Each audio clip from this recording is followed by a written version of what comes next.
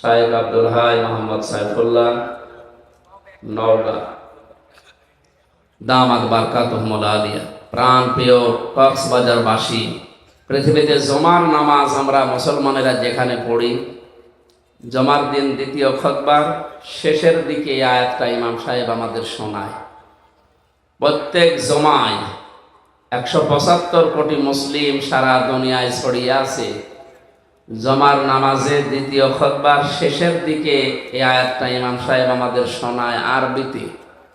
আমাদের মাতৃভাষা হয়তো আরবি না, এই জন্য বুঝি না। আমরা আজকে মাতৃভাষায় এর ব্যাখ্যা বিশ্লেষণ করে দেখব যে ইমাম সাহেব আসলে আমাদের কি বলতে চায়। কোরআন থেকে আলোচনা করা, তাফসীর করার যে সমস্ত নিয়ম নীতিগুলো আমরা জানি, সেই জিলালিল কোরআনে সাইয়্যিদ কুতুব রহমতুল্লাহ আলাইহি 6টা শর্ত দিয়েছেন। কেউ যদি কোরআনের কোনো আয়াত থেকে তাফসীর করে মানুষকে শোনায়, প্রথমে তা শুদ্ধ তেলাওয়াত করবে, মাতৃভাষায় অর্থ করবে, ঐতিহাসিক প্রেক্ষাপট তাদের সামনে বলবে। 4 নম্বরে ব্যাখ্যা বিশ্লেষণ যতটুকু আছে তার সমর্থে সে করবে। 5 নম্বরে ওখান থেকে মূল শিক্ষা নিয়ে যৌথভাবে সবাইকে উদ্যোগ নিয়ে এটা মানার চেষ্টা চালানো লাগবে। এই মাহফিলটার আয়োজন হয়তো ওই কারণে এনারা করেছেন নাকি? আমরা কোরআন যারা শুনতে এসেছি আর যারা বলতে আসলাম, তাদের কিছু দায়িত্ব আল্লাহ দিয়েছে। আল্লাহ রাব্বুল আলামিন বলেন, ওয়ানজালনা ইলাইকা যিকরা লিতুবাজ্জিনা লিন-নাসি মা নুযিলা ইলাইহিম ওয়া লাআল্লাহুম ইয়াতাফাক্কারুন। সূরা নাহলের 44 নম্বর আয়াতের শেষের দিকে আছে, এই কোরআন, এই জিকির আমি আল্লাহ আপনার কাছে এই জন্য নাযিল করেছি, স্পষ্ট ভাষায় মানুষের কাছে দলিল প্রমাণ দিয়ে আপনি উপস্থাপন করবেন। যারা শুনতে আসবে তাদেরও দায়িত্ব দিলাম, ওয়ালা আল্লাহুম ইয়াতাফাক্কারুন। ওই মানুষগুলো বাড়িতে যেয়ে যেন চিন্তা ভাবনা করে যে আসলে কি শুনলাম আর কি করা দরকার। তাহলে আমার দায়িত্ব সূরা নাহলের 90 নম্বর আয়াতের সঠিক ব্যাখ্যা বিশ্লেষণ সুন্দরভাবে উপস্থাপন করা, আর আপনাদের দায়িত্ব হচ্ছে এই কথাগুলো নিয়ে চিন্তা ভাবনা করে প্র্যাকটিক্যাল লাইফে কাজে লাগানো। এই কথা বলে না কেন? এটা যেহেতু দুনিয়ার কোনো সাধারণ বই না, কিতাব না, আল্লাহর পক্ষ থেকে আসা একমাত্র, শুধুমাত্র, কেবলমাত্র নির্ভেজাল একটা কিতাব। যালিকাল কিতাবু লা রাইবা ফিহি, এই শব্দটা পৃথিবীর কোনো বইয়ের আগে লেখা সম্ভব না, শুধু কোরআন বাদ দিয়ে। এই জন্য এই কোরআন উপস্থাপন করার কিছু ধরন আল্লাহ শিখিয়েছেন। যেভাবে সেভাবে যেখান থেকে যা তা বললেই কোরআনে কারিমের হক আদায় হবে না। কিভাবে আপনি কোরআন উপস্থাপন করবেন মানুষের সামনে? 1500 বছর আগে মহান আল্লাহ সে ধরন আমাদেরকে, সেই পদ্ধতি শিখিয়েছেন। আলিফ লাম মিম সাদ, কিতাবুন উনজিলা ইলাইকা ফালা ইয়াকুন ফি সাদরিকা হারাজুম মিনহু লিতুনযিরা বিহি ওয়া যিকরা লিল মুমিনিন। আল্লাহ পাক বলেন, এই একটা কিতাব, কিতাবুন আনজালনাহু ইলাইকা, আপনার প্রতি আমি আল্লাহ নাজিল করেছি, লিতুখরিজান নাসা মিনাজ যুলুমাতি ইলান নূর, মানুষদেরকে অন্ধকারের পথগুলো থেকে বের করে আলোর পথের দিকে নিয়ে আসবেন। আল্লাহর এই কোরআন বাদ দিয়ে দুনিয়ার যত নিয়ম নীতি আছে, আল্লাহর ভাষায় সব অন্ধকার। একমাত্র আলোর নাম হচ্ছে কোরআনে কারীম। জোরে বলেন সুবহানাল্লাহ। এটা উপস্থাপন করার ধরনের প্রথম নম্বরে, কিতাবুন উনজিলা ইলাইকা ফালা ইয়াকুন ফি সাদরিকা হারাজুন হে নবী, এই কোরআন দিয়ে যখন মানুষদেরকে আপনি সতর্ক করবেন, উপদেশ দেবেন, নসিহত লাগাবেন, আপনার মনের ভেতরে যেন কোনো সংকীর্ণতা, সংশয়, সন্দেহ এগুলো কাজ না করে। হারাজন শব্দের ব্যাখ্যা লিতুনজিরা, হারাজুম মিনহু লিতুনজিরা বিহি, এই শব্দটুকুর ব্যাখ্যায় আমি দুইটা বিষয় পেয়েছি তাফসিরে। এক নম্বরে মুফাসসির দিয়েছেন, কোরআন দিয়ে যখন আপনি সতর্ক করবেন, হয়তো পৃথিবীর অনেক মানুষ এটা মেনে নিতে পারবে না, কারণ আবহমান কাল থেকে তারা একটা নিয়ম নীতির উপর চলছিল। কোরআনে কারীম দিয়ে যখন সঠিকটা তুলে ধরবেন, ওইটার উপরে আঘাত লাগবে।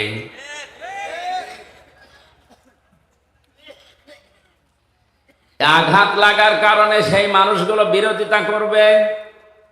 এতদিন সেই মানুষেরা আপনাকে চাকরি দিত, বেতন দিত, ভাতা বাড়িয়ে দিত, আপনার হাদিয়াত ফালাকাত, তারা আজ এই কথাগুলো শোনার পরে ওগুলো বন্ধ করে দিতে পারে। এইটা বাস্তব পৃথিবীতে এখন হচ্ছে না, হচ্ছে না? কোরআনের সঠিক কথাগুলো তুলে ধরলে অনেক মানুষ যারা মানধাত আমল থেকে চলে আসছে, যুগ যুগ ধরে যারা নিয়ম নীতি ইসলাম মনে করে পালন করছে, তারা মনে করবে এটা তো নতুন ইসলাম, এ তো কোনোদিন শুনিনি। আগে পড়তো আলিফ বে তে সে, পড়তো আগে।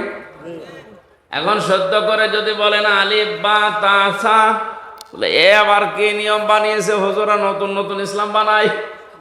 এটা কি নতুন ইসলাম? এটাই সঠিকটা।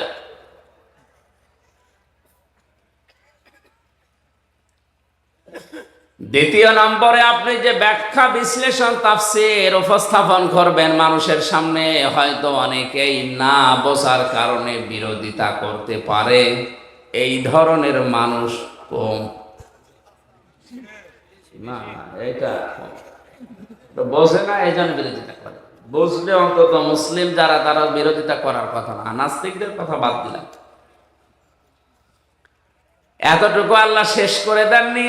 পরবর্তী আয়াতে আল্লাহ পাক বলেন, ইত্তাবিউ মা উনজিলা ইলাইকুম মির রাব্বিকুম ওয়া লা তাত্তাবিউ মিন দুনিহি আউলিয়া কলিলাম মা তাযাক্কারুন। তোমরা সবাই মিলে অনুসরণ করো, ইত্তেবা করো, দেখে দেখে চলো। তাবউন শব্দের শাব্দিক অর্থ হচ্ছে অনুসরণ করা, অনুকরণ করা, দেখে দেখে চলা। তোমাদের প্রতি তোমাদের রবের পক্ষ থেকে যেটা নাজিল হয়েছে সেইটা দেখে দেখে তোমরা চলো। ঈদগাহবাসী আমরা সবাই জানি আমাদের রবের পক্ষ থেকে যেটা আমাদের উপরে এসেছে তার নাম এক বাক্যে বলেন কি? বলেন বলেন। এতটুকু আল্লাহ শেষ করেননি। ওয়ালা তাত্তাবিউ, অনুসরণ করা যাবে না, ইত্তেবা করা যাবে না, মেনে চলা যাবে না, দেখে দেখে চলা যাবে না। মিন দুনিহি আউলিয়া, দুনিয়ার কোন ওলি, আল্লাহ ওলির বহুবচন আউলিয়া, কোন ওলির অনুসরণ দরকার নেই। এরকম বাংলা ব্যাখ্যা শোনার পরে মনে হচ্ছে আল্লাহ মনে হয় ওলিদের বিরুদ্ধে। কি আল্লাহ ওলিদের বিরুদ্ধে? অথচ কোরআনে সূরা ইউনূসের ভেতরে আছে ৬২ নম্বর আয়াতে, আলা ইন্না আউলিয়া আল্লাহি লা খাউফুন আলাইহিম ওয়া লা হুম ইয়াহজানুন। সাবধান, জেনে রাখো আমি আল্লাহর ওলি যারা, বন্ধু যারা, তাদের কোনো ভয়ও নেই, চিন্তাও নেই। জোরে বলেন আল্লাহু আকবার। আল্লাহু আকবার। এই আয়াতের সাথে আয়াতের মিলছে না।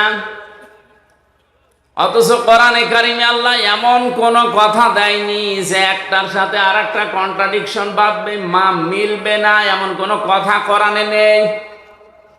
ওয়ালাউ কানা মিন ইনদি গায়রিল্লাহি লাওয়াজাদু ফীহি ইখতিলাফান কাসীরা। হে নবী, আপনি কোরআনে এমন কোনো কথা পাবেন না যে একটার সাথে আর একটা মেলে না। অথচ এই আয়াতে বললেন ওলিরা আমার বন্ধু, আর এই আয়াতে বলছেন তোমরা ওলিদেরকে অনুসরণ করবা না। কথাটা কেমন হয়ে যাচ্ছে? ব্যাখ্যায় তাফসিরে মুফাসসিরিন ইকরাম লিখেছেন আল্লাহ পাক ওলিদের অনুসরণ করতে এখানে সব ওলির কথা, আউলিয়া যেহেতু বহু বচন, কোন ওলির অনুসরণ দরকার নেই। এই জন্যে বলেছেন আল্লাহ যেহেতু ভবিষ্যৎ জানে না, জানে না? বলেন বলেন বলেন। আল্লাহ পাক খুব ভালোভাবে জানেন ভবিষ্যতে এমন বান্দা দুনিয়াতে আসবে, ওরা আমি আল্লাহর চাইতে ওদের আব্বাকে বড় মনে করবে। আজ যেটা বাংলাদেশে সবচাইতে বেশি, আল্লাহর আলোচনা শোনাবেন না, আব্বার কথা বলেন খুব খুশি, সে যে আব্বা যে ধরনের হোক। অনেকে আল্লাহর চাইতে আব্বাকে বাবাকে বড় মনে করবে, এই জন্য আল্লাহ আগে সতর্ক করার জন্য নিষেধ করলেন। কালিলাম মা তাযাক্কারুন। আফসোস, আল্লাহর এই আলোচনা থেকে উপদেশ গ্রহণ করবে খুব কম মানুষ। আমরা যেন ওই কম মানুষের ভেতরেও থাকতে পারি। সরি বলেন আমিন।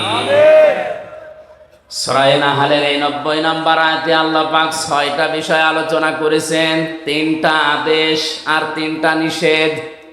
আল্লাহর আদেশ মানাও ফরজ, নিষেধ মানাও ফরজ। বলেন না কেন? ফরজ।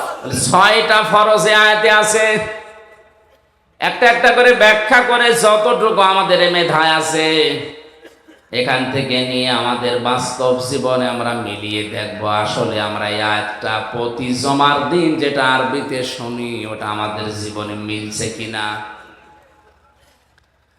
আল্লাহ পাক বলেন ইন্নাল্লাহা ইয়া'মুরু বিল আদলি ওয়াল ইহসানি ওয়া ইতা'i যিল কুরবা। অবশ্যই আমি আল্লাহ নির্দেশ করছি বিল আদলি, দুনিয়াতে তোমরা ন্যায় বিচার করবা। কি বিচার? ন্যায় বিচার। দ্বিতীয় নম্বর হল ইহসান, ভালো ব্যবহার করবা। ওয়া ইতা'i যিল কুরবা, নিকট আত্মীয়দের খোঁজ খবর রাখবা। এই 3টা কাজ যদিও আমরা মুআমালাত মুআশারাত ইসলামের একটা অন্যতম বিধান, সাধারণ জিনিস মনে করি। আর কি মানুষের সাথে হাসি মুখে কথা বলা, এটাও যে ইবাদত অনেকে জানেই না। আকুলু লিন-নাসি হুসনা, মানুষের সাথে কথা বললে ভালো ভালো কথা বলো। যদি কেউ হাসি দিয়ে কথা বলা শুরু করে, সালাম দিয়ে, তাহলে তার সাদকা দেওয়ার সওয়াব হয়। অথচ মুখ গোমরা করে থাকে, কথায় বলতে চায় না, কথা বললে গালি দেয় না। গালি এলাকায় নেই। এতদিন পর্যন্ত অনেকেই জানতাম মুনাফিকদের আচরণ বা আলামত 3টা। আয়াতুল মুনাফিকি সালাসা, মুনাফিকের আচরণ চিহ্ন 3টা জানতাম আমি, হাদিসে 4টা পর্যন্ত পেয়েছি। কথা বললেই মিথ্যা কথা বলে, ওয়াদা করলে খেলাফ করে, আমানত রাখলে খেয়ানত করে। 4 নম্বরে মুনাফিকের যার মাঝে রোগ আছে, তাদের ভেতরে যারা ঝগড়া হলে গালি দেয়। সুতরাং যারা ঝগড়া হলে আগে গালি দেন, মন মেজাজ খারাপ হয়ে গেলে আগে গালি দিয়ে শুরু করেন, বুঝতে হবে মুনাফিকের জাত তার ভেতরে আছে। আল্লাহ আমাদেরকে যেন বাঁচিয়ে দেন। জোরে বলেন আমিন। আমিন। 3টা আদেশ করার পরে আল্লাহ পাক বলেন 3টা নিষেধ আমি তোমাদেরকে করলাম। ওয়ায়ানহা আনিল ফাহশাই ওয়াল মুনকারি ওয়াল বাগ।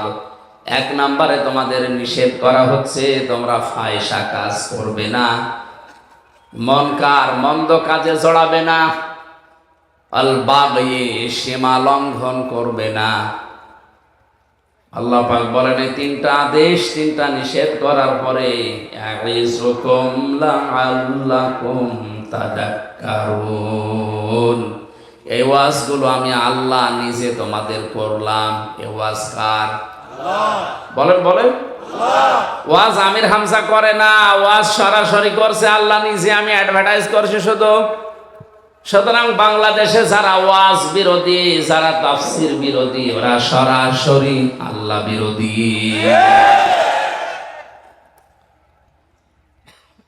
কক্সবাজারে হয়তো এরকম মানুষ খুব কম, এগুলো কুষ্টিয়াতে বেশি। লালনের মাজারে 3 দিন একাধারে চলছে আল্লাহর নাম নিয়ে গাঁজা খাওয়া, কোনো অসুবিধা নেই। আরো পুলিশ দিয়ে পাহারা দেওয়া হয়। অথচ কুষ্টিয়াতে, চুয়াডাঙ্গা, এই সমস্ত জায়গায় তাফসীর মাহফিল লেখা দেখলে আগেই 14 জায়গায় অনুমতি নেওয়া লাগবে। কেন? এই সালে জবাব হয়, 63 দিন ব্যাপী অনুষ্ঠান হয়, 7 দিন ব্যাপী মেলা হচ্ছে। মেলার নাম দিয়েছে বই মেলা, বই খুঁজে পাওয়া যায় না। মেলার নাম দিয়েছে শিশু মেলা, শিশু নেই, শুধু শিশুর খালারা আর মামারা। এই সমস্ত জায়গার কোনো অনুমতি নেই। এসালে যাওয়া হচ্ছে সারা রাত। আঞ্জুমানে কি নাম দিয়ে উল্টা পাল্টা, গোসল শরীফ, নওর শরীফ, কি শরীফ হচ্ছে, কোন শরীফে কোনো সমস্যা নেই, যত সমস্যা কোরআন শরীফ। এক কথা বলেন। তাহলে ওয়াজ করেন কে বলেন তো? আল্লাহ নিজে ওয়াজ করেন। ইয়াইযুকুম লাআল্লাকুম তাযাক্কারুন, তিনি তোমাদেরকে ওয়াজ করছেন। আশা করা যায় আল্লাহর বান্দারা আল্লাহর এই 6টা ওয়াজ যদি মেনে নেয় তাদের উপকার হবে। দেখি আল্লাহর ওয়াজগুলো আমরা অ্যাডভার্টাইজ করি, কেমন উপকার পায় দুনিয়াতে। প্রথম নাম্বারে আল্লাহ আমাদেরকে আদেশ দিয়েছেন, নির্দেশ দিচ্ছেন, আমরা যেন দুনিয়ায় ন্যায় বিচার করি। কি বিচার? ন্যায় বিচার কাকে বলে? আইন দাল নাম আদল, মামান আলাদাল লগাদানা সারহান। আদল কত প্রকার, কি কি? তাফসীরে আমি পেয়েছি আদল প্রধানত 3 প্রকার। কয় প্রকার? 1 প্রকার আদল হচ্ছে আল্লাহর সাথে ন্যায় বিচার, 2 নম্বর রাসূলের সাথে ন্যায় বিচার, 3 নম্বর আল্লাহর সৃষ্টি জগতের সাথে ন্যায় বিচার। আল্লাহর সাথে ন্যায় বিচার কি? কোরআনে আল্লাহ শরীয়তের বিধান দিয়েছেন 500। কত? জেলখানায় থাকাকালীন সৌদি আরবের একজন লেখক, এটা শোনান তো,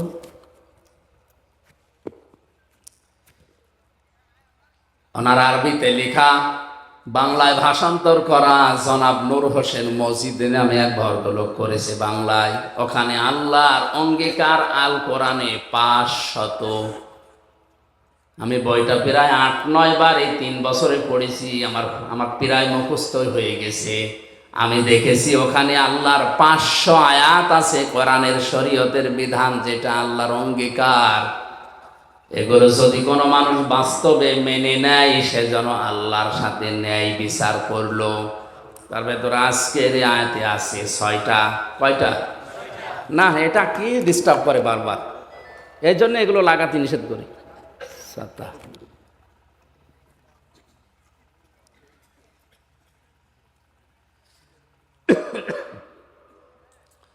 সুবহানাল্লাহ আলহামদুলিল্লাহ লা ইলাহা ইল্লাল্লাহ, সুবহানাল্লাহ আলহামদুলিল্লাহ লা ইলাহা ইল্লাল্লাহ। আজ বাংলাদেশ সহ বিশ্বে 2 রকম ইসলাম পালন করার পেছনে কারণ এই 2টা। নবুয়তের আগে 23 বছর, নবুয়তের পরে 23 বছর। লাকাদ কানা লাকুম ফি রাসূলিল্লাহি উসওয়াতুন হাসানাহ লিমান কানা ইয়ারজুল্লাহা ওয়াল ইয়াউমাল আখির ওয়া যাকারাল্লাহা কাসীরা। জোরে বলেন আল্লাহু আকবার। আলেম যারা আছেন তাদেরকে একটু খেয়াল করার জন্য বলছি।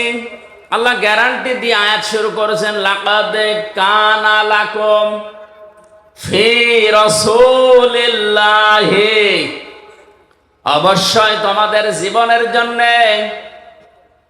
সর্বোত্তম আদর্শ লুকিয়ে রেখেছি আমি রাসূলুল্লাহর জীবনে। কার জীবনে? রাসূলুল্লাহ। আল্লাহ পাক কি আমাদের নবীজির নাম জানেন না? বলেন বলেন। তিনি তো আব্দুল্লাহ ইবনে মুহাম্মদ ছিলেন 1 থেকে 40 বছর পর্যন্ত, এইটা তার নাম ছিল। এর আগে হয়তো মানুষ তাকে সাদিক বলে ডাকতো, আল আমিন বলে ডাকতো, কিন্তু রাসূলুল্লাহকে বলতো না। তিনি রাসূলুল্লাহ হয়েছিলেন, নবুয়ত পেয়েছিলেন, নবী হয়েছিলেন কত বছর বয়সে? বলেন বলেন।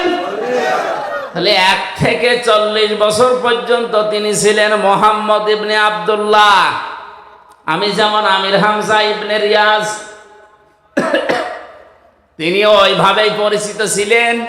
পুরা আরব জাহানে তাকে নাম ধরে ডাকতো মোহাম্মদ বিন আব্দুল্লাহ।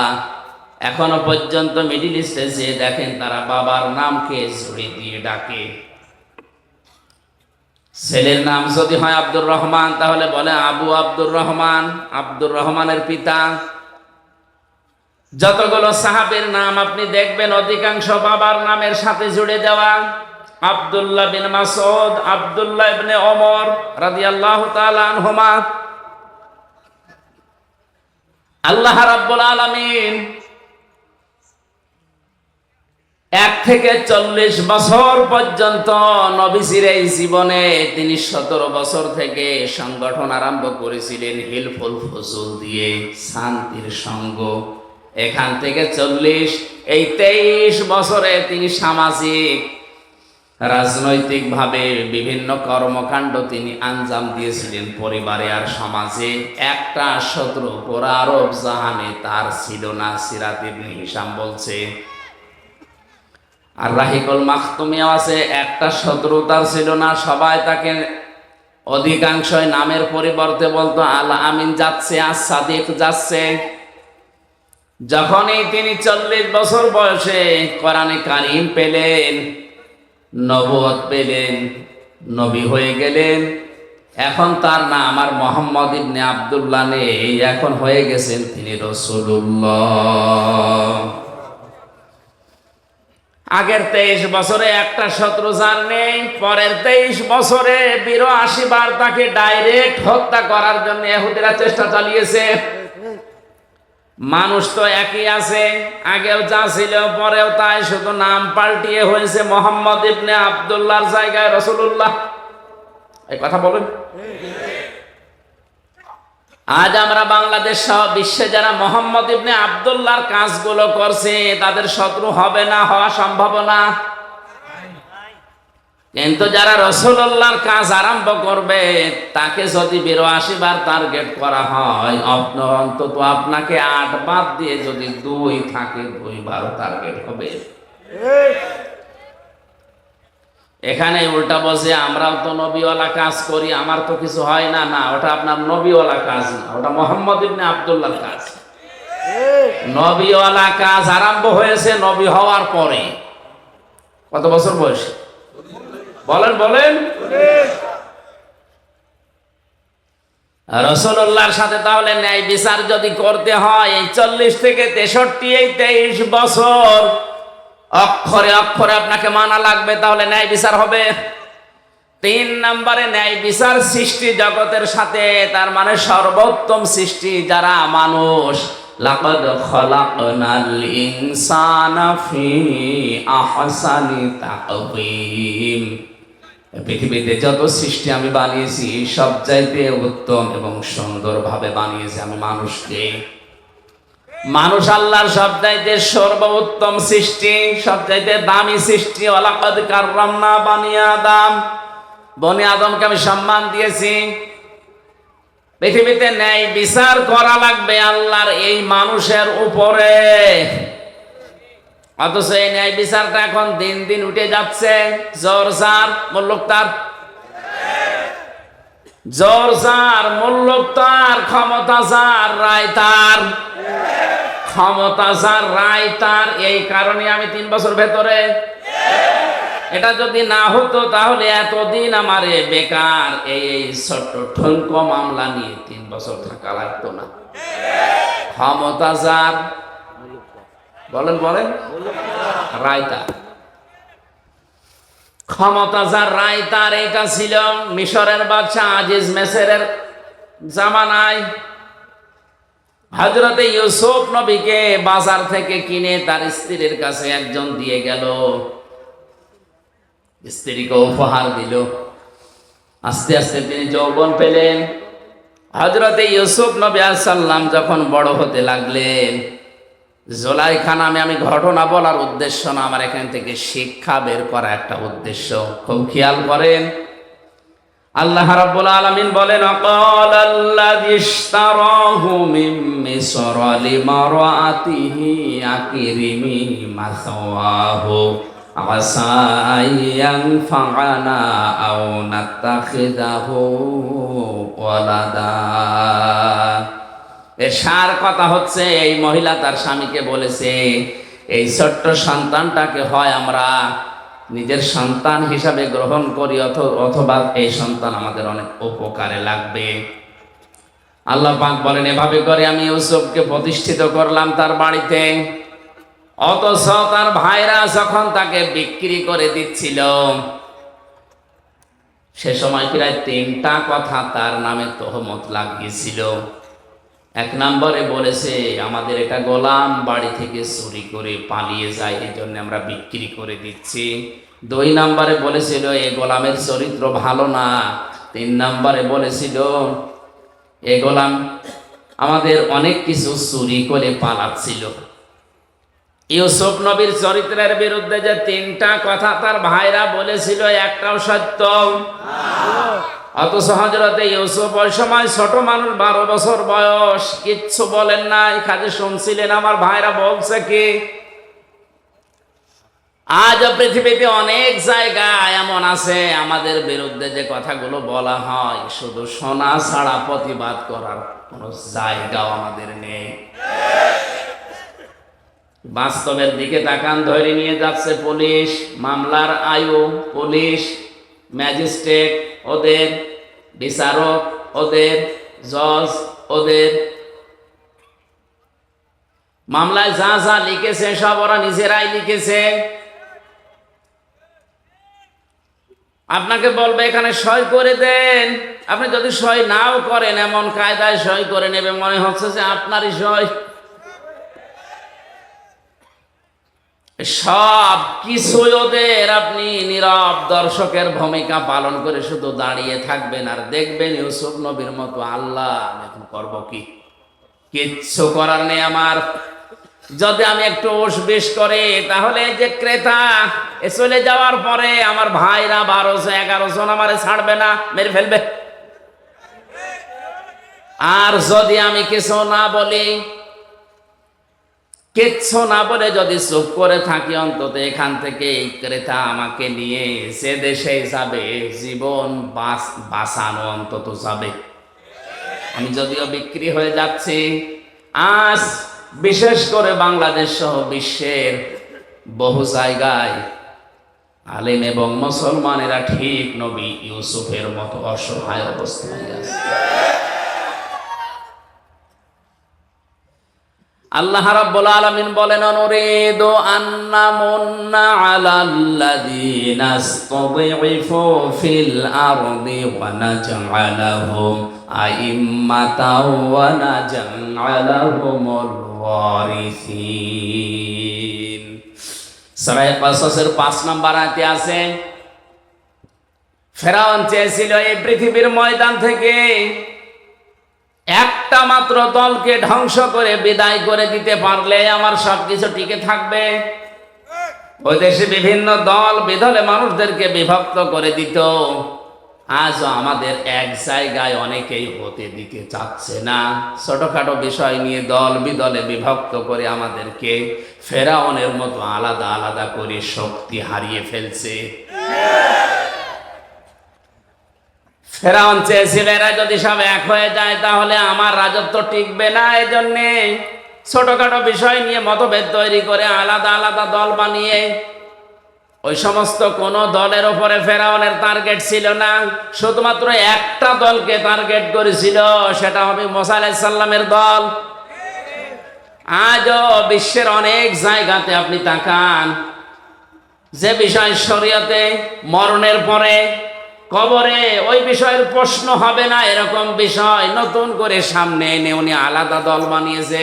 উনি আল্লাহু আকবার বলে হাত বাঁধে বুকে, উনি আলাদা।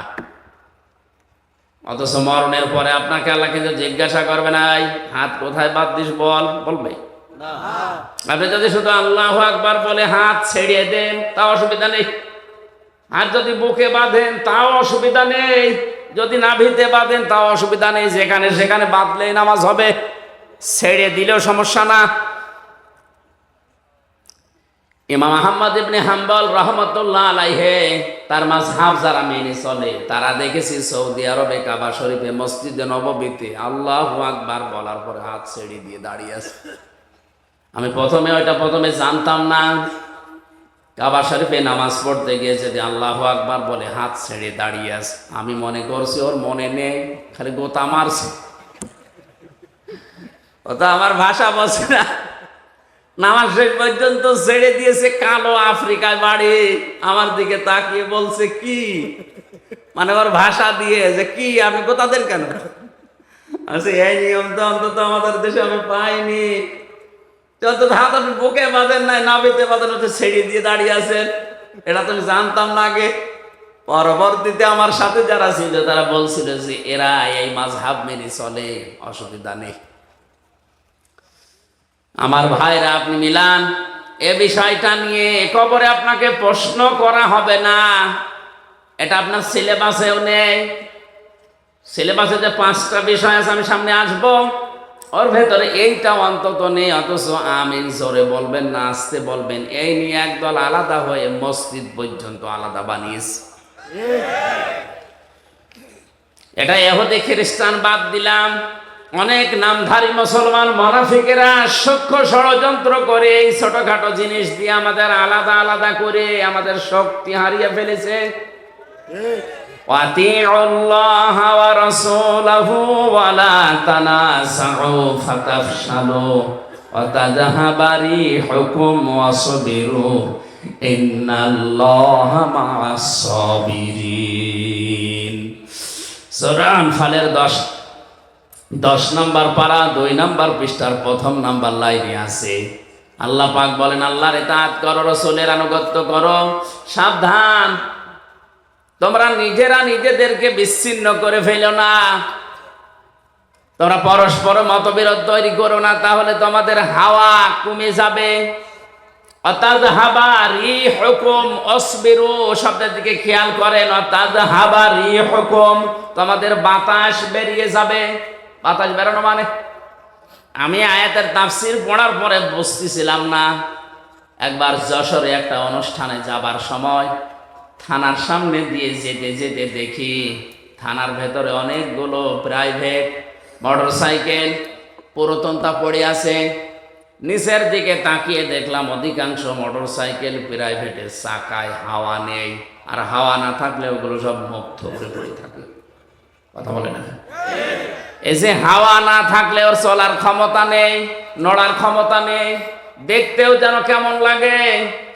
মুসলমানদের ভেতরে যখন ঐক্য নষ্ট হয়ে যায় তখন আল্লাহ পাক বলেন তাদের বাতাস, তাদের শক্তি বের হয়ে যাবে, তখন যে এসে থাপড় দেবে। আর এটা অলরেডি এখন আরম্ভ হয়েছে। আন্তর্জাতিক বিষয়টা আমি পরে বলবো, এটা দেশীয় রাজনীতিতে দেশীয় সূক্ষ্ম ষড়যন্ত্র এটা, এই জন্য আমরা এক জায়গায় হতে পারি না। ফেরাউন ঠিক এই কাজ করে ওই মিশরের ভেতরে আলাদা আলাদা দল করে কয়েকশো দল বানিয়েছে, কোন দল তার টার্গেট ছিল না। আজও বাংলাদেশে ইসলামী দল যত আছে কোন দল কিন্তু বাতিলের টার্গেট না, রাম আর বামদের টার্গেট না, একটা দলকে বাতিলরা টার্গেট মনে করে। কারণ ওরা জানে যে ফেরাউনের মতো ওদেরও বুদ্ধি আছে, যে হাজার হাজার দল থাকলেও অসুবিধা নেই, 95 সমস্যা। আল্লাহ রাব্বুল আলামিন বলেন কিন্তু আমি অনুগ্রহ করেছি, আন্না মন্না, মানান শব্দের শাব্দিক অর্থ হচ্ছে অনুগ্রহ করা, দয়া করা। ওরা যেই দলটাকে ধ্বংস করার জন্য উঠে পড়ে লেগেছিল, ষড়যন্ত্র করেছিল, আমি আল্লাহ কিন্তু চেয়েছি ওই মুসা নবীর দলকে এই জমিনের ওয়ারিস বানাতে। জোরে বলেন আল্লাহু আকবার। আজ আজও তাম দুনিয়ায় যারা হকপন্থী সঠিক দলকে বুঝে ফেলেছে, ইমাম ইবনে তাইমিয়া বলেন, তোমরা যদি হক দলকে চিনতে না পারো তাহলে বাতিলের দিকে তোমরা তাকাও, তারা কোন দলকে টার্গেট করে। তুমি হয়তো হক চিনতে নাও পারো, কিন্তু বাতিল হক চেনে। হযরতে মুসা আলাইহিস সালামকে আল্লাহ রাব্বুল আলামিন জমিনে প্রতিষ্ঠিত শুধু করেননি, জমিনের ওয়ারিশ বানিয়ে দিয়েছিলেন। ইউসুফ নবী আলাইহিস সালামকে জমিনে তিনি প্রতিষ্ঠিত করলেন। ওরা চেয়েছিল এখান থেকে বিক্রি করে তাকে শেষ করে দেবে, আল্লাহ পাক বলেন না, ওয়ালিনুআল্লিমাহু মিন তা'ওয়িলিল আহাদিস আল্লাহু গালিবুন আলা আমরিহি ওয়ালাকিন্না আকসারান নাসি লা ইয়ালামুন। তাকে আমি আল্লাহ স্বপ্নের ব্যাখ্যা শিক্ষা দিলাম। আমি আল্লাহ যেটা ইচ্ছা করেছি, আমার আদেশগুলোই গালেব হয়েছে, বিজয় হয়েছে, কিন্তু অধিকাংশ মানুষ এটা বোঝে না বা জানে না। ওয়ালাম্মা বালাগা আশুদ্দাহু আতাইনাহু হুকমা ওয়া ইলমা ওয়া কাযালিকা নাজিসিল মুহসিনিন। আমি আল্লাহ পাক দিন যত যেতে থাকে, হযরত ইউসুফ নবী আলাইহিস সালামের শরীরে শক্তি সমর্থন যৌবন যখন আসে, তাকে আমি জ্ঞান এবং হিকমত তাকে আমি আল্লাহ দান করলাম। জোরে বলেন আল্লাহু আকবার। আজ ওই ইসলাম নিয়ে টিকে থাকতে হলে আমাদের দুইটা জিনিস লাগবে, শক্তি এবং হিকমত, জ্ঞান। শক্তি বলতে শুধু শরীরের শক্তি না, আজ এই যে মিডিয়াগুলো কাজ করছে এটা একটা শক্তি, এটা সবচাইতে বড় শক্তি। এখন আজ ইসলামকে ধ্বংস করার জন্য ওরা যত কিছু ব্যবহার করছে তার সবচাইতে বড় মাধ্যম এই প্রচার মাধ্যম। আল্লাহ রাব্বুল আলামিন কোরআনে কারিমে জানিয়েছেন, হে নবী, ইসলাম ধ্বংস করার জন্য ওরা যেটা কাজে লাগাচ্ছে ওইটা উল্টি আপনি ইসলামের পক্ষে কাজে লাগান। আজ মিডিয়া, ইলেকট্রিক মিডিয়া বলেন, প্রিন্টিং মিডিয়া বলেন, যত খবরের কাগজ পত্রিকা সবগুলো রাম আর বামদের মালিকানায়। প্রচার করার মতো আমাদের হাতে তেমন কিছুই নেই। সুতরাং ইসলাম নিয়ে যদি এখন এগিয়ে যেতে হয়, আমাদের জ্ঞান অর্জন করা লাগবে, আমাদেরকে বিভিন্ন শক্তি সঞ্চয় করা লাগবে। এভাবে করে আমি আমার মহসিন বান্দাদেরকে পুরস্কৃত করে থাকি। এবার আমার মূল কথায় আসছি, ওয়ারাওয়াদাতুহুল্লাতী হুয়া ফি বাইতিহা আন নাফসিহি ওয়া গাল্লাকাতিল আবওয়াবা ওয়া ক্বালাত হাইতা লাক। হযরত ইউসুফ যখন যৌবনে পদার্পণ করলেন, ওই বাড়ির মালিক যে জুলাইখা, যার নাম, নবী ইউসুফকে আল্লাহ এত সৌন্দর্য দান করেছিলেন, তাফসীরে পেয়েছি দুইজন পুরুষকে আল্লাহ সবচাইতে বেশি সুন্দর করে দুনিয়ায় পাঠিয়েছেন। তার ভেতর ইউসুফ নবী দ্বিতীয়, এক নাম্বারেই ছিলেন আমাদের নবী মুহাম্মদ রাসূলুল্লাহ।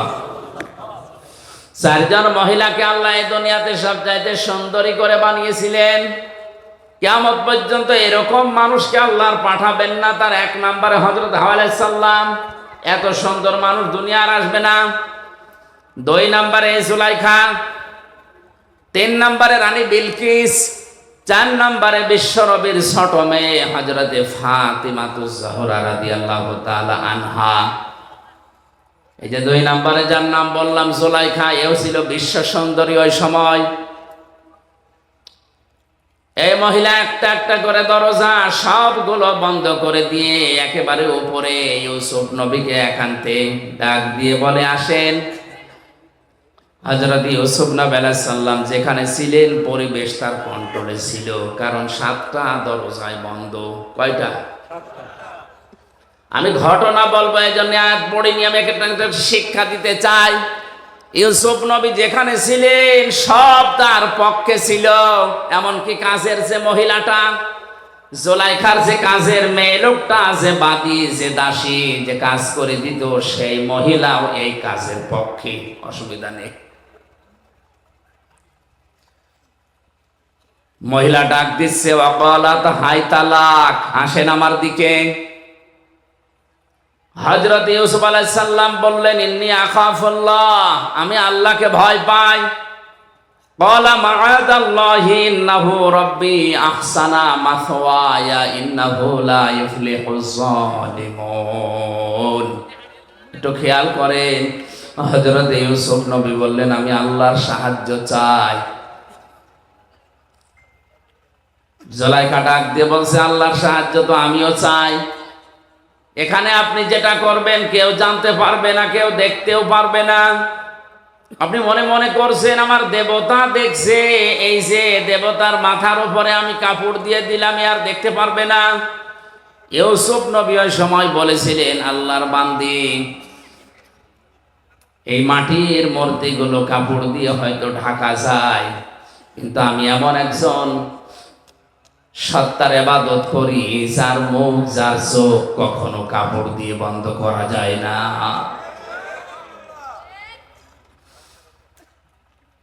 হযরত ইউসুফ আল্লাহর সাহায্য চেয়েছিলেন।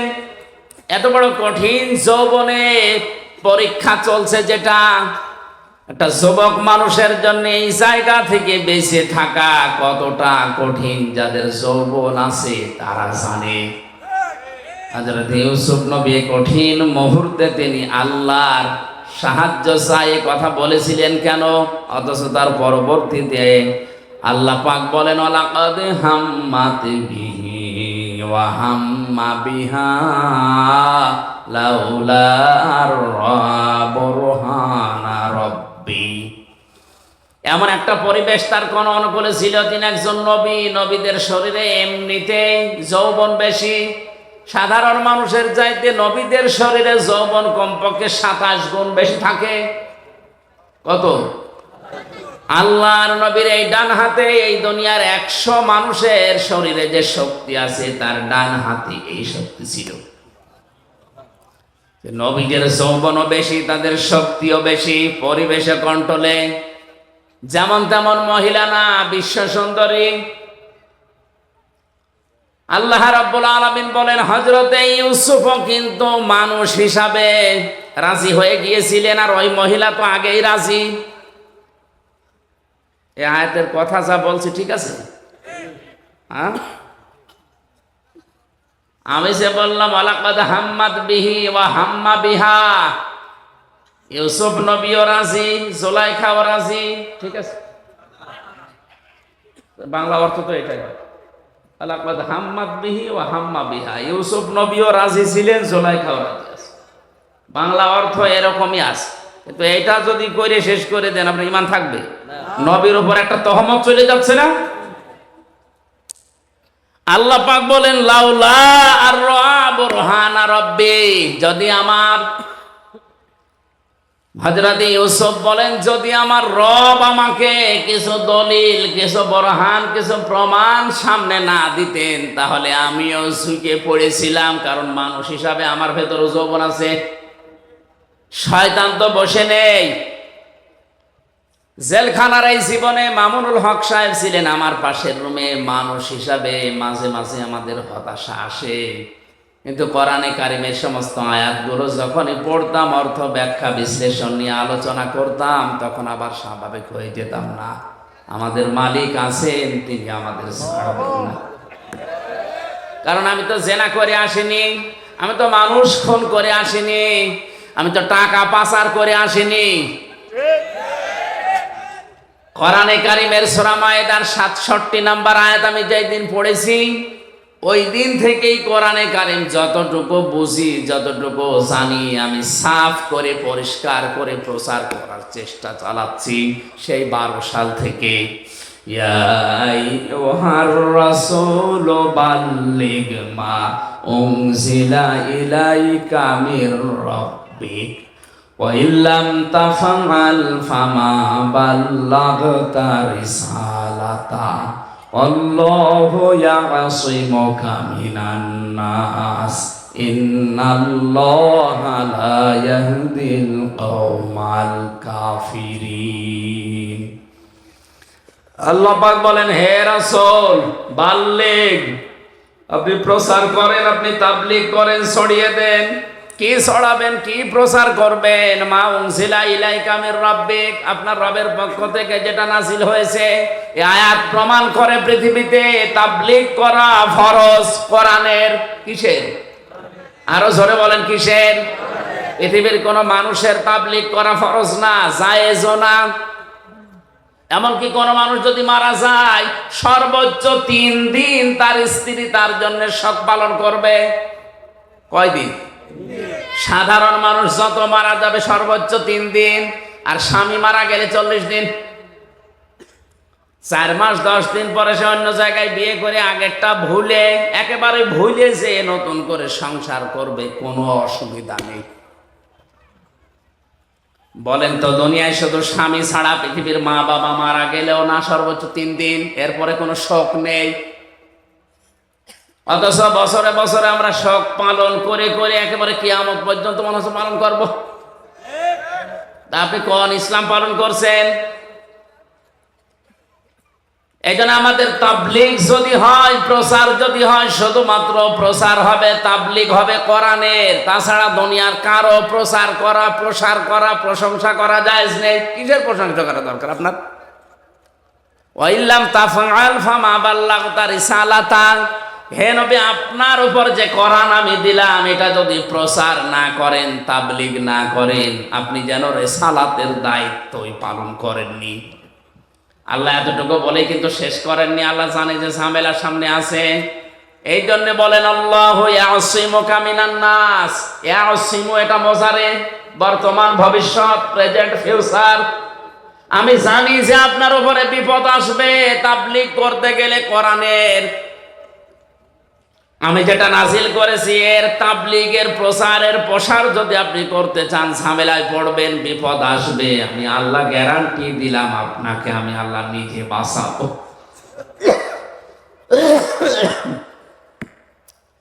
শুধু বাঁচিয়েছেন দুনিয়ায়, ওই 82 বার তাকে ডাইরেক্ট হত্যা করতেছিল, এই জায়গায় তা না। মরণের পরে ইহুদিরা তার লাশ চুরি করতে চেয়েছে, আল্লাহ তাও বাঁচিয়েছেন। কথা বলেন ঠিক কিনা? আল্লাহ ইয়াসিমু যেহেতু মজারে দিয়েছেন বর্তমান এবং ভবিষ্যৎ, ভবিষ্যৎ বলতে কিয়ামত পর্যন্ত কোরআন থাকবে। সুতরাং কিয়ামত পর্যন্ত কোরআনের সঠিক তাবলীগ যদি কেউ করে, ও যত বড় বিপদেই পড়ুক না কেন, শহীদ করে হলেও তাকে আল্লাহ সাহায্য করবে। অনেকেই মনে করে যে জেলখানায় গিয়ে শহীদ হয়ে গেলে ওর জীবন শেষ হয়ে গেল, মারা গেল না। ওয়ালিয়ালামাল্লাহুল্লাযীনা আমানু ওয়া ইয়াত্তাখিযা মিনকুম শুহাদা ওয়াল্লাহু লা ইউহিব্বুজ জালিমিন। সূরা আলে ইমরানের ভেতরে 140 নম্বর আয়াতে আছে, আল্লাহ পাক বলেন, যার জীবন যৌবন আমার পছন্দ হয়, যার প্র্যাকটিক্যাল লাইফ আমার কাছে ভালো লাগে, ওকে সাধারণ ভাবে মরণ দেয় না, ওদেরকে আমি আল্লাহ শাহাদতের মরণ দিয়ে ধন্য করি। এই লোকটা যদি এখন মারা যায়, ঈমান নিয়েও যদি মরে, কবরে দিয়ে দেবেন, কবরে উনি ঘুমিয়ে পড়বে, এতটুকুই শেষ, আর কিছু নেই। কিন্তু যদি শহীদ হয়ে মরতে পারে, কবরে যাবার পরে আমার আল্লাহ নিজে ওনাকে খাওয়াবে। আরো আসতে বলেন, 50 বছর কোরআনের দাওয়াত দিয়ে যদি ঈমান নিয়ে শুধুমাত্র বাড়িতে বসে বসে মরেছে, তো মরণের পরে কবরে ঘুমিয়ে থাকতো কিয়ামত পর্যন্ত, এই শেষ। আমরা মনে করছি কই মরে গেল, না, মরে যায়নি। ওয়ালা তাহসাবান্নাল্লাযীনা কুতিলু ফি সাবিলিল্লাহি আমওয়াতা বাল আহইয়াউন ইনদা রাব্বিহিম ইরযাকুন। সূরা আলে ইমরানের 162 নম্বর আয়াতে সম্ভবত আছে। আল্লাহ তাআলা বলেন, আপনি কি ধারণা করেন হে নবী, যারা আমি আল্লাহর রাস্তায় শহীদ হয়, মারা যায়, হত্যা হয়, তাদেরকে আপনি মনে করেন যে ওরা মরে গেল না, বরং ওরা জীবিত, এবং আমি আল্লাহ নিজে ওদেরকে খাবার খাওয়াই। সুতরাং আজ ফিলিস্তিনের এই মুসলমানেরা সহ বিশ্বের যত জায়গায় আজ মুসলমানদেরকে শহীদ করা হচ্ছে, মারা হচ্ছে, হত্যা করা হচ্ছে। এই মানুষগুলোর জীবন ব্যর্থ না, এদের জীবন আল্লাহর কাছে পছন্দনীয়। এই জন্য শাহাদতের মরণ দিয়ে আল্লাহ তাদের ধন্য করছে।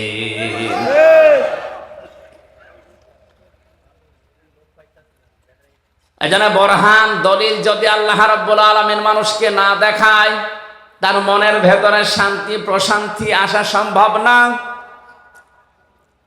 কত মানুষ দেখলাম শুধুমাত্র ইসলামের জন্য 20 বছর 22 বছর 25 বছর পর্যন্ত পড়ে আছে ওই চার দেওয়ালের মাঝে, দুনিয়ার কিচ্ছু আর জানে না। এমনিতে একটা ঘরের ভেতরে আমার মাত্র 3 বছর থাকতেই হাঁপিয়ে উঠেছি। যে লোকটা আজ 25 বছর আছে, এমনি থাকা যায় না। মহান আল্লাহ অবশ্যই তাকে কোনো কিছু দেখাচ্ছে। এই যে লাউলা কোরআন শরীফ কি ভুল নাকি এই জায়গায়? লাউলা আর রা বুরহানা রব্বি, যদি তার রব তাকে কিছু দলিল আর প্রমাণ না দেখাতেন, তাহলে তিনিও কিন্তু যৌবনের তাড়নায় ঢুকে পড়েছিলেন। কি দেখিয়েছেন? তাফসিরে 3টা কথা আছে। 1 নম্বরে হযরতে ইয়াকুব আলাইহিস সালামকে আল্লাহ ওই ঘরের ভেতরে হাজির করে দিলেন। মনে হচ্ছে ইয়াকুব নবী তার ছেলেকে ডাক দিয়ে বলছে, বাবা ইউসুফ, তুমি কিন্তু জিনা করতে পারো না। 2 নম্বরে হযরতে জিবরাইল ফেরেশতা একটা কাগজ নিয়ে এসেছে। কাগজের উপরে লেখা ছিল, আমি আল্লাহ বলছি ইউসুফ তুমি কিন্তু জিনা করতে পারো না। এই সমস্ত নিদর্শনগুলো যখন তিনি দেখলেন, তিনি তখন বললেন, ক্বালা মাআযাল্লাহ, আমি আল্লাহর সাহায্য চাই। কার? বলেন এতটুকুই বলেননি তিনি। ইন্নাহু রব্বি, নিশ্চয় আমার রব, আহসানা মাসওয়ায়া, আমাকে উত্তম ভাবে লালন পালন করছে। এখানে রব বলতে 2টা অর্থ আমি পেয়েছি। হযরত ইউসুফ একদিকে হয়তো আমার আল্লাহকে বুঝিয়েছিলেন, 2 নম্বর মিশরের বাদশা আজিজে মিশরকে বুঝিয়েছিলেন। ইউসুফ নবী জুলাইখাকে ডাক দিয়ে বলেছে, জুলাইখা, তোমার যে স্বামী, আমার যে অভিভাবক, গার্ডিয়ান, গাইডলাইন যিনি দেন, আমাকে লালন পালন যিনি বাড়িতে রেখে করেন, তিনিও এক অর্থে আমার রব। যেহেতু তার বাড়িতে আমি আছি, আজ অনেক দিন ধরে লালন পালন করছে, খাবার খাওয়াচ্ছে, থাকতে দিয়েছে, আমি তার বাড়িতে থেকে তার আমানতের খেয়ানত করতে পারি না। ইন্নাহু লা ইফলিহুজ জালিমুন, এটা যদি আমি করি তাহলে জালেম হব, আর জালেমরা কোনোদিন সফল হচ্ছে না, হবে না। ইউসুফ নবী ইন্নাহু লা ইফলিহুজ জালিম বলতে পারতেন, যে আমি জালেম, আমি সফল হব না। তিনি জালিমুন বহুবচন দিয়েছেন। ইফলিহু এটা মোজারে, কেন মোজারে দেওয়ার পরে বহুবচন দিয়েছেন? তিনি তো একা ছিলেন ঘরের ভেতরে। মুফাসসিরিন ইকরাম তাফসিরে কাবীরের ভেতরে আল্লামা ফখরুদ্দিন রাজি লিখেছেন, হযরত ইউসুফ নবী আলাইহিস সালাম যে কথাটা বলেছিলেন আল্লাহর এত বেশি পছন্দ হয়েছিল, ওই সময় কিয়ামত পর্যন্ত যারা নফসের উপরে, পরিবারের উপরে, সমাজের উপরে, দেশের উপরে, মানুষের উপরে জুলুম করবে, এই জালেমদেরকে আল্লাহ দৃষ্টান্ত হিসাবে আয়াত কোরআনে নাযিল করে দিয়েছে। জালেমদেরকে আল্লাহ জানাতে চেয়েছেন, জালেমরা তোমরা যা করো না কেন, তোমরা কিন্তু সফল হতে পারছো না, পারবা না। এই জন্য জালেম দুনিয়ায় যারা আছেন তারা থামেন। আজ অনেকেই তার ব্যক্তির উপরে জুলুম করছে, নিজের যৌবনকে যৌবনের তাড়নায় পড়ে ধ্বংস করে ফেলছে। মোবাইল, কম্পিউটার, ইন্টারনেটের মাধ্যমে নিজের যৌবনকে আজ যারা ধ্বংস করে ফেলছে, এটা নিজের নফসের উপরে, শরীরের উপরে জুলুম। এই কথা বলে না কেন? পরিবারের মা বাবা আপনাকে হোস্টেলে থাকতে দিয়েছে, পুরুষ হোস্টেল, মহিলা হোস্টেল যাই বলেন, কত কষ্ট করে মা বাবা টাকা পয়সাগুলো আপনার জন্য পাঠায়, আপনি ওইটা নিয়ে ওয়াইফাই লাইন নিয়েছেন, ইন্টারনেট নিয়ে লেখাপড়া বাদ দিয়ে সারাদিন উলঙ্গ নাচ দেখতেছে, এটা নফসের উপরে জুলুম। এই জালেম যদি কেউ হয়ে যায়, সে সফল হতে জীবনেও পারবে না। আল্লাহ রাব্বুল আলামিন বলেন কাযালিকা লিনাসরিফা আনহুস সাওয়া ওয়াল ফাহশা ইন্নাহু মিন ইবাদিনাল মুখলাসিন। এইভাবে করে আমি আল্লাহ তার থেকে এই ফায়সা কাজগুলো সরিয়ে নিয়েছিলাম। আমার মুখলেস বান্দাদেরকে আমি এভাবেই সাহায্য করব কিয়ামত পর্যন্ত। আস্তাবাকাল বাবা ওয়া কদ্দাত কমিসাহু মিন দুবুরি ওয়াল ফায়া সাজ্জিদাহা আলাল বাব ক্বালাত মা জাযাউ মান আরাদা বিআহলিকা সুআন ইল্লা আইয়ুসজানা আও আযাবুন আলীম। জ্ঞানী মানুষ যারা একটু খেয়াল করেন, আল্লাহ রাব্বুল আলামিন বলেন হযরত ইউসুফ আলাইহিস সালাম যখনই বলেছে আমি আল্লাহর সাহায্য চাই, ওই নিদর্শনগুলো দেখার পর জিবরাইলকে বললাম কানের কাছে মুখ লাগিয়ে বলো যে সামনে যাও, যা করা লাগে আল্লাহর কুদরত করবে। হযরত ইউসুফ নবী আলাইহিস সালাম শুধু সামনের দিকে গিয়েছেন। তখনও পর্যন্ত জুলাইখা মনে মনে ভাবছিল দরজা 7টায় বন্ধ, ও সামনে যাই যাবে, বের হতে পারবে না। কিন্তু ইউসুফ নবীর মনের ধারণা যে আমি পারবো না। জিবরাইল আমার কানের কাছে মুখ নিয়ে যা বলেছে এটা তো জুলাইখা শোনেনিও, জানেও না। দেখি আমি সামনে যাই, আল্লাহর কুদরত আমি দেখতে অবশ্যই পাবো। সামনে গেলেন, দরজার কাছে যাওয়া পর্যন্ত দরজা খোলে নাই। এটা তাফসিরে কাবিরের ভেতরে আছে, খাজেনে তাফসিরে খাজেনে মুফাসসির লিখেছেন দরজার কাছে গিয়ে দাঁড়িয়ে আছে, তখনও পর্যন্ত দরজা খোলে নাই। ইউসুফ নবী চিন্তা করছিলেন ওই সময় কি আল্লাহর ওয়াদাও কি মিথ্যা হয়ে গেল? কই আমার জিবরাইল যে কানের কাছে মুখ নিয়ে বলে গেল যে সামনে যান, আমি তো এসেছি প্রায় দরজার কাছে, আর মহিলা তো এবার দৌড় দেবে। দরজার কাছে যাওয়ার পরে দাঁড়িয়ে আছেন, চোখ বন্ধ করে ফেলেছেন, মনে হয় আর হবে না। চোখ বন্ধ করার পরে যে চোখ খুললেন, দেখলেন অটোমেটিক দরজা একটা খুলে গেছে। আল্লাহর ভয় নিয়ে কোনো মানুষ যদি অন্যায় কাজ করার সমর্থ থাকার পরেও কোনো মানুষ যদি আল্লাহর ভয়ে ফিরে আসে, মহান আল্লাহ ওই সময় তাকে সাহায্য করে। হযরতে ওমরের জামানার একটা ঘটনা পড়েছিলাম হাদিসে। তিনি ক্ষমতা পাওয়ার পরে রায় দিয়ে দিলেন, ঘোষণা দিয়ে দিলেন যে মদ আজকে থেকে হারাম। কেউ যেন আমার রাজ্যের ভেতরে মদ আর কেউ বিক্রি না করে, বাইরে থেকে যেন কেউ না নিয়ে আসে। মদিনার এক যুবক আকিক নামক বাজার থেকে চুরি করে 2 বোতল মদ ওই সময় কিনেছে। 1 বোতল জায়গায় বসে খেয়েছে, আর একটা নিয়ে যাচ্ছে বাড়িতে। রাতের বেলা বন্ধুদের নিয়ে আনন্দ করে চুরি করে খাবে। হযরত ওমর রাতের বেলা বের হয়েছে, দেখি প্রসাদের খবর কি। এশার নামাজের পরে তিনি বের হয়ে, চারিদিকে অন্ধকার, পাহাড়ি এলাকা। তাকিয়ে দেখলেন অন্ধকারের ভেতরে কালো কি যেন আসতেছে। কাছে যত যায় তত স্পষ্ট হয়। কাছে গিয়ে দেখলেন একটা মানুষ। ডাক দিয়ে বললেন, এই বেটা, রাতের বেলা এভাবে কি করো? লোকটা হযরতে ওমরের কণ্ঠ শোনার পরে তার মাতলামি ভালো হয়ে গেছে। কারণ হযরতে ওমর যে রাস্তা দিয়ে যেত, শয়তান পর্যন্ত রাস্তায় আসতে ভয় পেত। লোকটা ছিল মাতাল। হযরত ওমরের কণ্ঠ যাই শুনেছে, এই বেটা রাতের বেলা কি করো? ওর মাতলামি গেছে ভালো হয়ে। ডাক দিয়ে বলে, খলিফা, আমার বোনের বাড়ি যাচ্ছি। বোনের বাড়ি যাবে, হাতে কি? এই যে চাদর মোড়া দিয়া, এর নিচে মোটা মোটা লাগে কি এটা? এ ফুলে আছে। ও মনের অশান্তে মুখ দিয়ে বের হয়ে গেছে, এটা দুধের বোতল মা দিয়েছে, বোনের বাড়িতে নিয়ে যাচ্ছি। হযরত ওমর সঙ্গে সঙ্গে বললেন, দেখি তোর দুধের বোতল দেখা কেমন।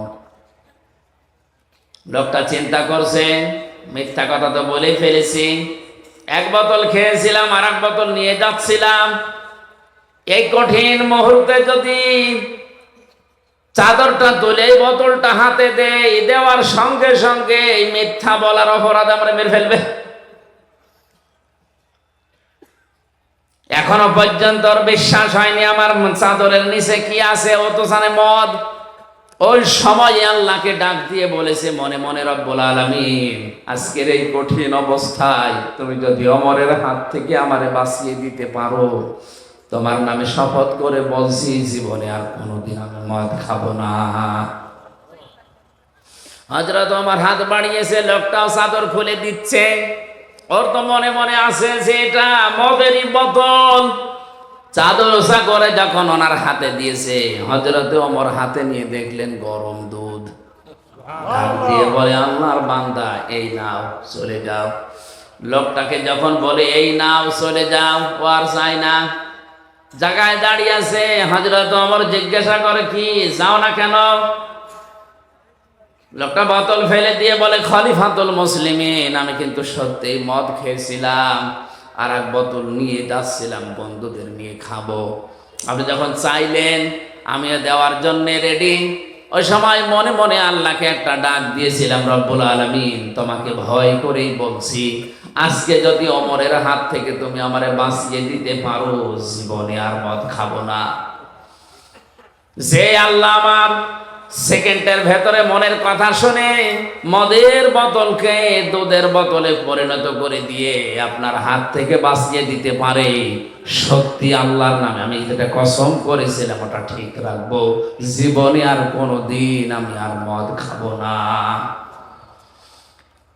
এজন্য মন থেকে ভয় করে যদি কোনো মানুষ সঠিক সিদ্ধান্ত নিয়ে ফিরে আসতে পারে অন্যায় কাজ থেকে, ওই সময় থেকে আল্লাহ তাকে সাহায্য করবেন। হযরত ইউসুফ নবী ঠিক এই মুহূর্তে দরজার সামনে দাঁড়িয়ে চোখ বন্ধ করে উনি মনে করছিলেন, কই জিবরাইল যেটা বললো মেলে না। চোখ খুলে দেখে মিলে গেছে। সামনের দিকে এগিয়ে যাচ্ছিলেন। জুলাইখা চিন্তা করছে, কই ধরা গেল না। পেছন দিক থেকে জামা টেনে ধরেছিলেন।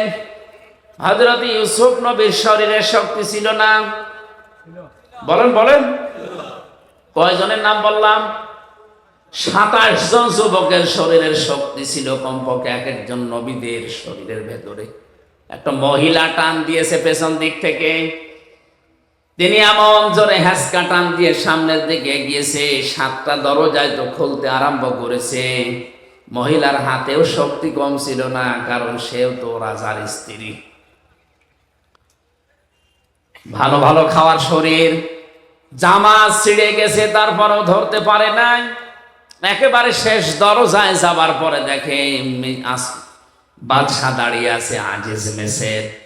ডাকতে বলে, ইউসুফ এ কি অবস্থা?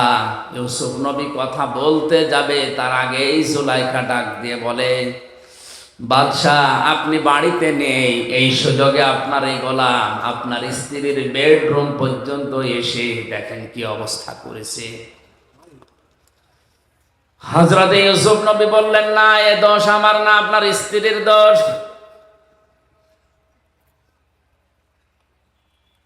কথা কাটাকাটির এক পর্যায়ে হযরত ইউসুফ নবীকে বাদশা জিজ্ঞাসা করে, তোমার কোনো সাক্ষী আছে?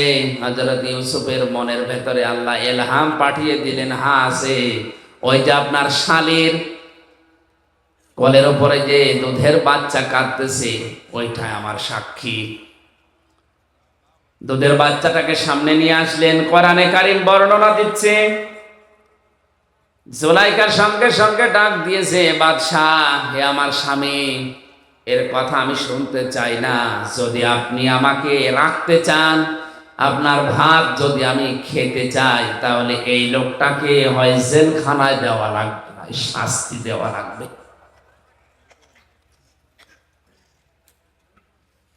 হযরত ইউসুফ আলাইহিস সালাম ছোট্ট এ বাচ্চার দিকে তাকিয়ে ইশারা করলেন, তোমার যা জানা আছে বলো দেখি। বাচ্চা ওর কি জানা আছে? আল্লাহ রাব্বুল আলামিন বলেন, ইউসুফ আলাইহিস সালামের কথা শোনার পরেই কিন্তু বাচ্চা কথা বলেনি। চুপ করে যখন ছিল, বাচ্চা ইউসুফ নবীর দিকে চোখ মোটা করেও তাকিয়েছিল। আল্লাহ রাব্বুল আলামিন নবীজির এই কঠিন মুহূর্তে যৌবনের এত বড় তাড়নায় যিনি পরীক্ষা দিয়ে পাশ করেছেন, তাকে ফেলে দেবেন না। এই কারণে এই বাচ্চার মুখ দিয়ে আল্লাহ কথা বের করে দিলেন। বাচ্চা ডাক দিয়ে বলে, বাদশাহ এই পুরুষের জামার সামনের দিকে যদি ছেঁড়া থাকে, তাহলে এই পুরুষের দোষ। যদি এই পুরুষের পেছনের দিকে ছেঁড়া থাকে জামা, তাহলে আপনার স্ত্রীর দোষ। তখনও পর্যন্ত জুলাইখার হাতে ইউসুফ নবীর জামার পেছনের সাইড ছেঁড়া, হাতে নাতে প্রমাণ। কিন্তু ক্ষমতা যেন কার হাতে? কি শোনেন আপনারা? বাদশার হাতে। জোরে বলেন, কার হাতে? হাতে নাতে প্রমাণ। ক্ষমতা যেন কার হাতে? বাদশাহ রায় দিতে চাচ্ছিলেন ইউসুফ নবীর পক্ষে, কিন্তু যেই বলেছে বাদশাহ আমি কিন্তু আপনার ভাত খাবো না, এই কথা শোনার পরে গেছে উল্টিয়ে। হযরত ইউসুফ নবী আলাইহিস সালামের বিরুদ্ধে বাদশাহ রায় দিয়ে দিল। আমি বাড়িতে না থাকার সুযোগে আমার স্ত্রীর বেডরুম পর্যন্ত গিয়ে তাকে নষ্ট করার পায়তারা করেছে, এই জন্য ইউসুফকে আমি 10 বছর জেল দিয়ে দিলাম। কয় বছর? হযরত ইউসুফ আলাইহিস সালামকে 10 বছর জেলের ঘোষণা দেওয়ার সঙ্গে সঙ্গে তার শরীরের যে সাধারণ পোশাক ছিল ওইটা খুলে ফেলা হলো। জেলখানার কয়েদিদের পোশাক তাকে পরানো হচ্ছে, জেলখানার কয়েদিদের যে ডান্ডা বেড়ি তারে দেওয়া হচ্ছে, মাথায় শিকল দিয়ে জেলখানার কয়েদিদের যে টুপি তার মাথায় দিয়ে টানতে টানতে নিয়ে যাচ্ছে। হযরত ইউসুফ নবী আলাইহিস সালাম ওই সময় আকাশের দিকে তাকিয়ে বলেছিলেন, রব্বুল আলামিন তুমি তো জানো আমি জিনা করিনি, তুমি তো জানো আমি ধর্ষক না, আমি মানুষের বাড়ি ঘরে আগুন লাগাইনি। এরপরেও বিনা কারণে ক্ষমতা যার রায় তার, ক্ষমতা যার রায় তার, এ কারণে আমারে 10 বছর জেল দিয়ে দিল। আমার কোনো দুঃখ নেই, এদের এই অবৈধ কাজে সাড়া দেওয়ার চাইতে জেলখানার জীবন আমার কাছে উত্তম। জোরে বলেন আল্লাহু আকবার।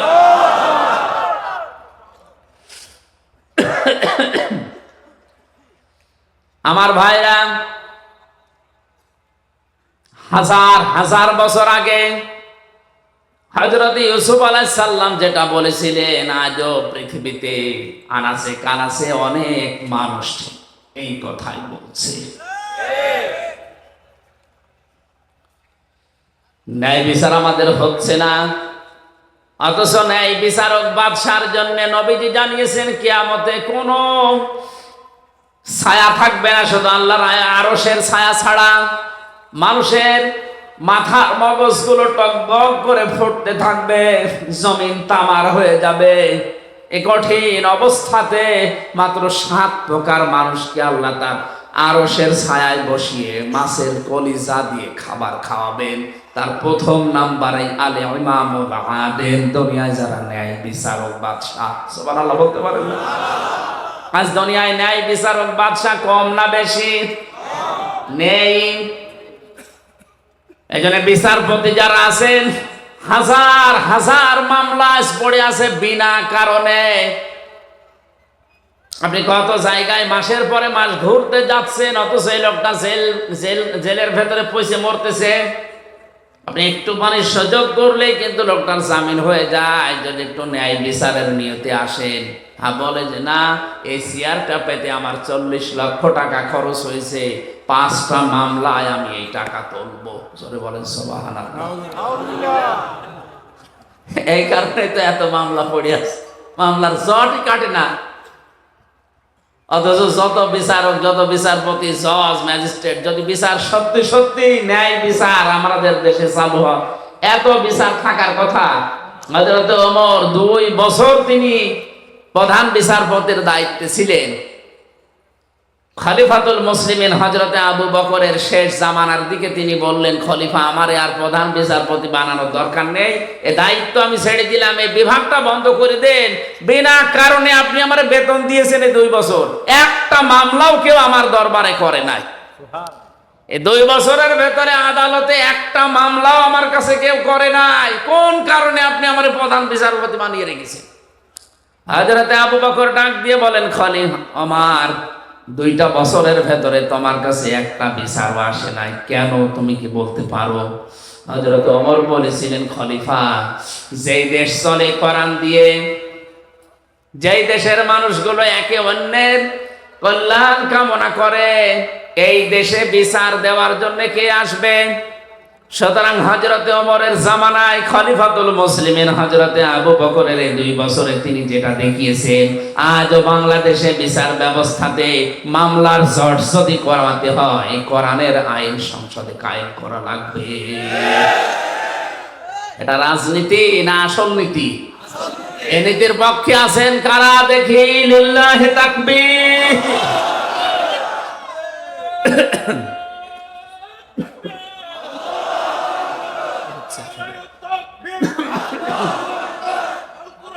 আলহামদুলিল্লাহ ভাই,